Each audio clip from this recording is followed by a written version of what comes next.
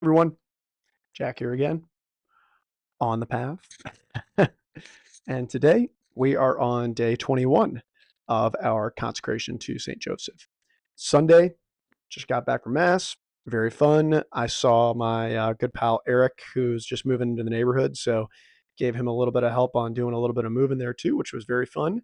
And today is a very good topic. And I have a feeling that this will be a topic that I spend a fair amount of time on because I think about this particular virtue a lot, and this is mirror of patience. So patience being the main thing that we're talking about today. And patience is a very interesting one for me. Patience is a word that has come up in my life a lot, a lot, a lot. And I think that patience is like I think I'm a relatively patient person. But I suppose I could be more patient too. And here's what I mean. So in my dad always brought up patience a lot, and my dad had pretty darn good patience. Um, Patience came up a lot in weirdly, I was in an engineering org in college, an engineering fraternity, and like our like secret word was patience too. And I don't know why patience also really stuck out to me when I was in high school. I went to a Jesuit high school, and the Ronnie O'Dwyer, Father O'Dwyer, I think he was Brother O'Dwyer at the time. Um, he really spoke a lot about patience and how we can exercise patience as a virtue. And like, I'll give you like an example of like patience being a moral muscle that we need to exercise just like we exercise any other muscle. And this like silly exercise always stood out to me. He said, if you want to exercise patience, when you go to the grocery store and there's, five different lines for the cashier, intentionally choose the longest line and stand in the longest line. And that's a way that you can practice patience.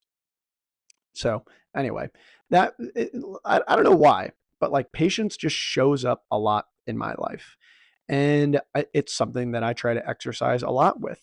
Now, patience is uh, uh, to be a trope. It is a virtue, and the examples that it uses in the consecration is because again, it's funny. We bring up a lot of these same stories over and over again because we don't know a whole lot about Saint Joseph, and there's not a lot of stories that reference him in the Bible. But one particular one is when they lost Jesus for 3 days. Joseph had to be very patient in hoping that he would find him.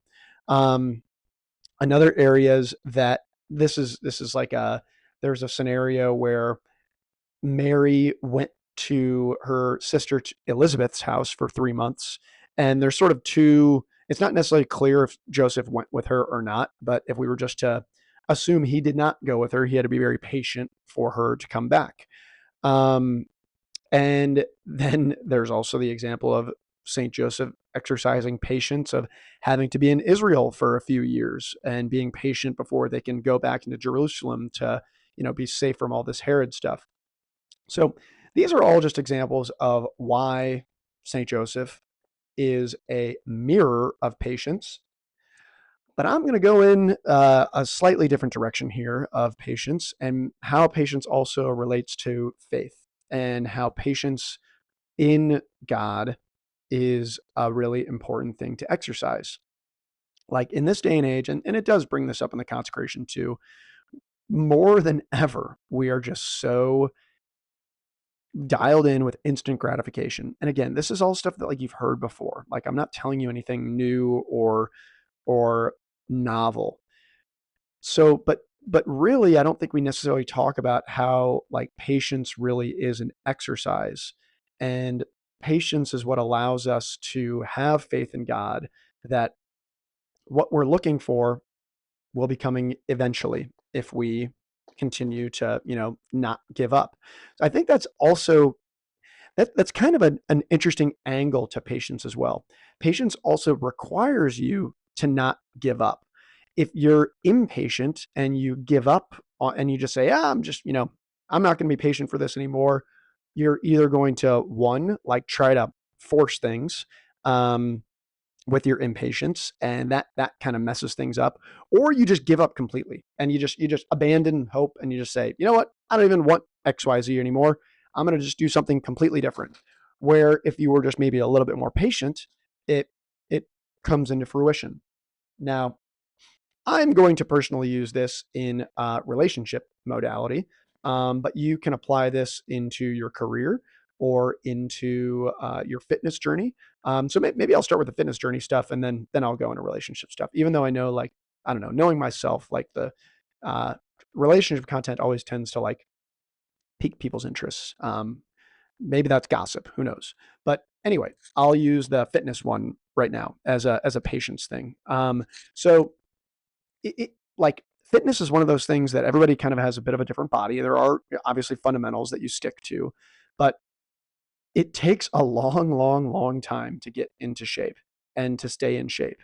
And it doesn't happen overnight. And so you have to be really, really, really patient with yourself and showing up every day and with some type of a discipline, whether that be in your exercise or your diet, in order to eventually hit those goals that you have. Now, it's kind of funny. My goals are changing, but really, like my main goals have been to lean out, gain strength, and put on muscle. Now, I spent a long time of like gaining a lot of weight, which was fine.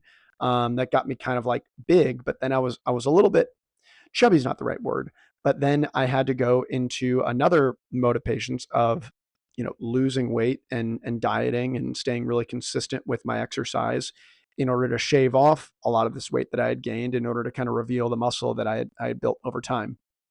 So I'm gonna, I guess, change the topic now to relationships because I'm just like I'm feeling very charged on it. Um, and this is all in patience of like the right partner for you. So I really am like leaning a lot into faith and God and trust in God here that like the right person is out there for me. And I have to exercise extreme patience for that right person. So what does that look like? Well, if I was being very impatient, and I've been impatient in the past of like trying to find a woman in my life, that looks like going on the apps and swiping on all sorts of people to try to set a lot of dates and setting up 3 to 5 dates a week with 3 to 5 different girls and trying to find the right person by brute force, and not brute force that way, brute force by just like filling up my calendar with as many things as possible. Or any girl that I encounter in the wild that I have any type of kind of like interest in, or spark up a conversation with, trying to get their number, trying to maybe set a date with them, trying to kind of have some type of like a romantic angle to it. All of that really stems from kind of being impatient. Whereas the approach that I'm taking now is not doing any of that, exercising a lot of like virtuous restraint and self discipline to still, be friendly with girls that I see around, but just not try to be possessive isn't really the right word, but really not trying to move anything forward, not trying to kind of pres- presume like cross that romantic line of like revealing my interest and then trying to take them on a date or something like that. And I suppose people that are watching right now might be saying like, well, you, there's nothing wrong with taking a girl out on a date or going after something just to see where things go. But I think that there kind of is, because in my experience all of those opportunities, it just kind of stems from like me being impatient and trying to make things happen instead of really trusting God that the right person will naturally flow into my life once I've done the right things in order to be the right person for that. So what does that look like? What does that patience look like? That patience looks like not being on any apps, being friendly to girls that I see around, but not trying to go and like cold approach every beautiful girl that I see around town. Girls that I do even have maybe some more, um, for lack of a better term, like frequency of seeing, just keeping it very friendly and, for lack of a better term, professional around them. Um, and really leaning back into God and injecting God into these scenarios of saying, look, God, if this is the right person for me that you want me to be with, if this is your will, let it be. But if not, like, let me be, for lack of a better term. And that's, I think, that's working out pretty darn good for me right now, in the sense of God kind of, I think, really understands where my heart is at. And then my heart is a little bit more focused on personal growth and spiritual growth devoted to Him. And that I'm not necessarily like God knows when I'm ready. And maybe even like, I suppose I'm never going to be like ready. It's always going to be like a personal growth type thing, but God definitely knows when I'm going to be more ready than potentially when I am right now.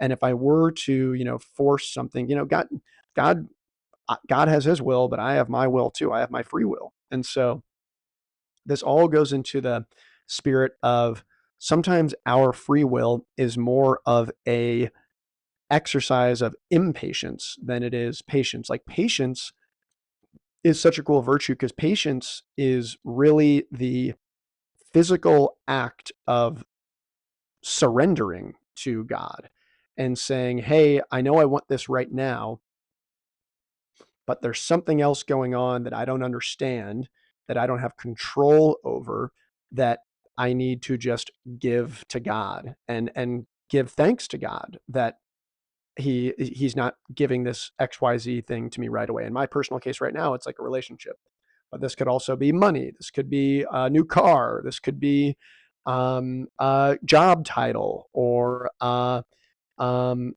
another good example is like in jujitsu, like getting my first stripe for my belt, or getting my blue belt after the white belt. The, Here's kind of the fun part, actually, and I guess the jujitsu example is a really good one. But I suppose maybe I'll use a better one that everybody can understand. Um, well, I guess I'll use the jujitsu one and for this, and maybe you all will get it. But there you earn stripes. Once you get 4 stripes, I think, then you get the new color belt, and it's gonna come. Like, if I keep, this is a great example. It, it's going to come eventually if I keep showing up righteously for that next goal. It comes eventually. If I keep showing up to my class and trying my best and improving my game, I will eventually get that stripe. And then I will eventually get that next stripe. If I keep showing up, it's literally guaranteed that I will get the next stripe if I keep showing up and I keep trying my best and I keep improving. It is impossible for me to not earn my way up if I keep showing up and I keep trying. That's patience. That's and it does impede my ability to get to that next step if I'm trying to force things, if I'm trying to rush things. That's where I might get injured. That's where I might hurt somebody's feelings on my team. That's where I might piss off my coach. That's like all of these things that people, they can kind of observe if you're trying to force it. This is also going into patience in life. And I'll just use this example with like dating. As long as I am consistently taking care of my health, taking care of my finances, taking care of my faith, being a good person according to God, and God is the only one that can really decide, what's good and what's not.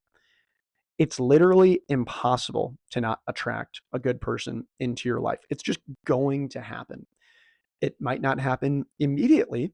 It might take a while to happen, but having faith that I know it will happen if I just keep showing up for myself and for God, of doing the right things. So that's where patience is like actually such a cool thing to exercise. it's I guess even using like the grocery store example of the waiting in the longer line. If I get in, no matter which line I get into, let's say I get into the absolute longest line, there's 30 people ahead of me in line. As long as I just keep patiently waiting in that line at the grocery store, it is guaranteed that the cashier will check out my groceries. It's guaranteed. It's not like, oh, they're not going to check you out if you pick the longest line. Like, they will check out my groceries. Now, how would they not check out my groceries? If I'm 30th in line and I start cutting people in line and I start rushing my way up to the front, not only are the people in line going to say, hey, guy, get out of here, and like kind of berate me, but probably the manager would come up and say, like, hey, you need to leave. Like, we're not actually going to help you here, loser, because you're being rude and you're trying to rush things. And who do you think you are, Mr. Trying to cut the line? Get out of here. Also, if I were to give up and let's say I'm in that line of 30 people and I just say, to heck with this, I'm not checking out my groceries. I'm getting out of this line. Well, like I'm not, then I can't check out my groceries because I'm out of line. I'm getting out of the checkout line. But if you just stay in line and you're patient, eventually you'll get your groceries checked out. So maybe that's a good analogy there too, as opposed to the jujitsu one. And I hope that one kind of lands a little bit well too. Um, Patience is just something that I'm like really stoked on. And it's hard to do, but it gets easier when you exercise it in kind of different aspects of your life as well. And this is also just kind of in the spirit of um, taking things a little bit slower. Like there's an old saying that my old sales manager used to say, um, slow is smooth and smooth is fast. When you try to rush things and you're impatient with things, you can get a little bit sloppy per se, and you can make mistakes along the way. Like I'll just think like in my work side, like if I'm rushing to get a follow-up email sent out to somebody, I might forget to include an attachment. I might include to I might misspell some words and things like that, just in the spirit of getting something out the door. Where if I just and then now I have to spend an extra 20 minutes in order to, you know, correct the issues that I made on that email. Whereas if I would have just taken an extra 5 minutes to slowly, patiently move through things methodically, I get it right the first time. I'll bring that into just like the relationship scene. Like if I'm just trying to rush into having some type of a relationship with a girl and I'm not really exercising discernment or anything with it, it's a high likelihood that I'm going to make a bad choice with that particular partner because I'm not really thinking. I'm not thinking clearly. I'm rushing. I'm getting sloppy with things, and I don't necessarily want to get into like, I don't know, the dangers of what that could be. But there's a lot of those. I mean, it's like you're bringing another person into your life, and they, um, there's some like reverence, I suppose, to that. And I know like in the past when I've like kind of rushed into things with different girls, it's created a lot of chaos. It's hurt my friendships with other people. It's hurt. I've been hurt in those scenarios. I'm sure the chicks have gotten hurt in some way too, where I've not been perfect.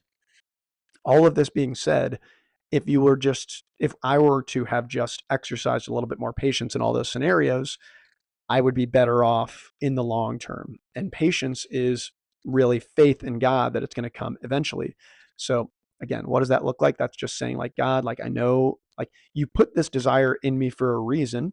So I know that this will be done, but as you see, God, not as I see, because my human perspective is always going to be kind of a little bit messy. Whereas if I rely on God's perspective in that same thing, like we're both on the same team here, it's going to be a little bit more, it will be, the best for me. So again, it's just like, we're just these little kids, just like our parents know what's best for us. God knows what's best for us too, even as adults. And it can be hard because we can be impatient. Um, but that's kind of like where the humility aspect comes into play. So, yeah, see, I knew that this was going to be a long topic for me to keep, kind of even ramble on. So that said, I'm going to transition into reading through this mirror of patience part. So I hope that I think this mic should be good for this too. Okay. Day 22. Day 22. Oh, I even messed up. It's day 22, not day 21. Mirror of patience, pray for us. So this comes from Blessed Gabrielle Allegra. This flower of Israel, Saint Joseph, had the faith of Abraham, the piety of his ancestor David, the wisdom of the prophets, patience more heroic than of Job and Tobias, and a zeal greater than Elijah for the glory of God. Patience is a virtue many people find hard to practice. Remaining peaceful and calm can be challenging when you find yourself in a situation that is completely out of your control. Indeed, there are countless things in life that will test your patience. In modern times, advances in technology have put almost everything in our life at our fingertips. Our meals, entertainment, music, and contacts are instantly available to us. With this capability, it can be very difficult to wait and acquire the virtue of patience. If you want to be like St. Joseph, you must learn patience. Isaiah 30. Blessed are those who wait on the Lord. St. Joseph is a model of patience. Life was not easy for St. Joseph. His mission required a lot of waiting. If St. Joseph did not accompany Mary on her journey to Elizabeth's house, he had to wait 3 long months to see his wife again. When St. Joseph observed that his wife was pregnant, he had to wait for the Lord to reveal what he wanted him to do in response to the wondrous pregnancy. Such trials of patience must have been extremely challenging for St. Joseph. St. Joseph used them as an opportunity to grow in patience and holiness. He mastered every opportunity. So this is kind of another like interesting topic in the sense of like God gives us a lot of unique trials, and I think this comes up later in this. But all of these examples of where we feel we're being impatient is a trial in order to grow ourselves. So all these challenges that we have are trials that God puts in front of us in order to grow and improve and strengthen ourselves. So we should be grateful for those trials because we know that that's strengthening us. St. Joseph exhibited heroic patience in Egypt. Taking his wife and newborn child to a country with a different language, culture, and religion and currency must have filled his heart with anxiety. Finding work in Egypt and providing food and shelter for his family could not have been easy. What husband and father would not be in a constant state of anxiety in such a situation? He had no idea how long he would have to stay in Egypt. Yet, in every situation, St. Joseph was always peaceful, kind, calm, and abandoned to divine providence. So he was always trusting divine providence. Providence being like the goodwill of God. Exercising patience does not mean that a person will be free of the anxieties of life. When Mary and Joseph lost Jesus for 3 days in Jerusalem, we are told that they searched for their beloved son with great anxiety. They were greatly concerned, but had boundless confidence in divine providence. St. Joseph will increase your patience. You too are going to experience many trials in life, trials that will test your love and your patience. Whether you like it or not, your patience is going to be tried. Hardly a day will go by in which you will not be given the opportunity to acquire patience. God allows such trials because he wants us to grow in virtue. I think that's a really powerful line right there. Like God allows us to be tried. God allows hard things to happen to us in order for us to grow. A concrete area in your life where you can exercise the virtue of patience is by being merciful to others, especially when you know their faults. St. Joseph lived with 2 perfect people, but he must have frequently encountered unpleasant and difficult people, employers, coworkers, tax collectors, politicians. You too will experience unpleasant people in life. In such instances, imitate the patience of St. Joseph. Ask for God for the grace to love your neighbor. Be kind, peaceful, and merciful. In the workplace, offer forgiveness for offenses. On the highway, be patient and courteous. With difficult family members and friends, be pleasant and merciful. Exercising patience and mercy always brings about good.